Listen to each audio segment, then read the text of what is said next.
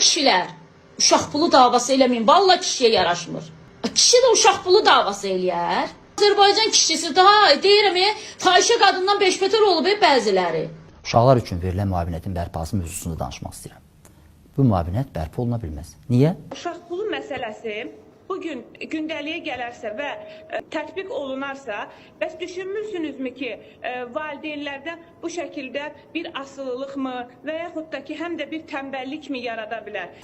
Uşaq pulun o ölkələrdə verirlər ki, götürək, orada uşaq dünyaya gəlmir.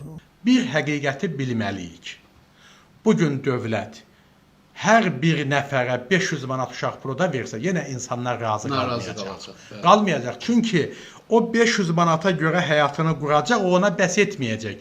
Sonra növbəti tələb 1000 manat olacaq. Gördünüzmü? Bu oğraş İlham Əliyev, Mirfahişənin, Səidə Bəkir qızının, Razi Nurullayevin, Günay Ağamalının dili ilə bu xalqı necə alçaldır, necə təhqir edir?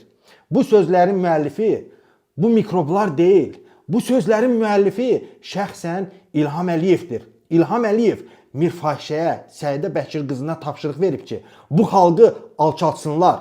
İlham Əliyev tapşırıq verib. Bu haqda yeni videomda danışmışam. Mütləq baxın, bəyənin və paylaşın. Xalq həqiqətləri görməlidir və oğraşları tanımalıdır. Nəyi öyrədib sizə Fəzail müəllim? Dürüstlüyü, ədaləti, mərhəməti. Hesab edirəm ki, bugün Azərbaycanda Mirşahini tanıyan adamlar Mirşahın hansı yuvanın quşu olduğunu bilməlidir.